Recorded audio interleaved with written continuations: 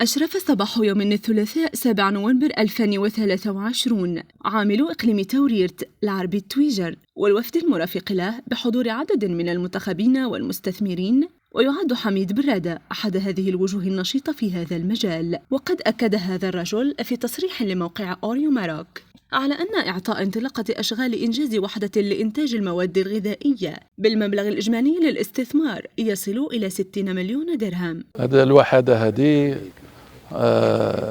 هي وحدة فيها تخزين ديال الفروي الليجوم الخضر والفواكه مبردة،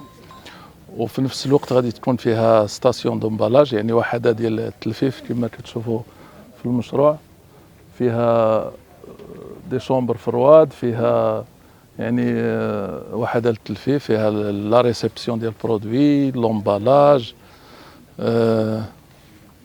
ديك الساعة بحال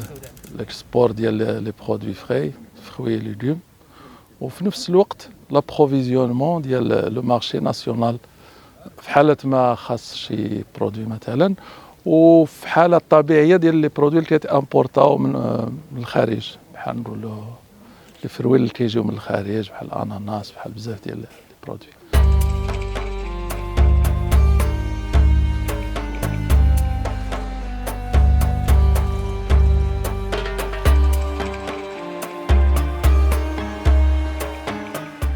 ودابا مثلا كنصدروا ديجا دابا الرمان،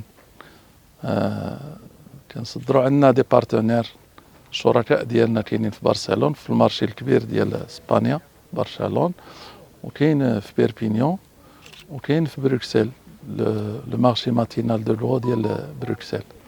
يعني غادي تكون عندنا واحد البارتناريا باش ما يوقعش الخصاص، وغادي هذا المشروع هذا غادي يساهم في لا ستابيليتي ديال لو مارشي ناسيونال في لابروفيزيونمون، وفي نفس الوقت غادي يثمن لي برودوي مثلا اللي كيرخصوا بزاف وكيضيع فيهم الفلاح. هذا البروجي غادي يساهم في التثمين. ويأتي هذا المشروع ضمن رزمانة المشاريع التي تبنتها عمالة الإقليم، وسيعمل هذا المشروع على تمكين اليد العاملة المباشرة 150 منصب شغل، والغير مباشرة 300 منصب شغل من مؤهلات مهنية تسمح لهم بولوج سوق الشغل، الشيء الذي سيساعدهم على الاندماج الاقتصادي والحصول على مورد رزق قار. اليوم كنتشرف مع السيد عامل صاحب الجلالة على الإقليم لتشجيع وحدات صناعية لتثمين بعض المواد الفلاحية اللي عندها أثر ووقع على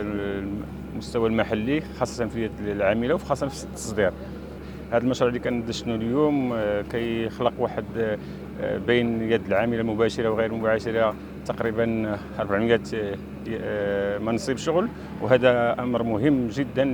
للمنطقة والخصوصية ديال المنطقة. المنطقة عندها واحد مؤهلات كبيرة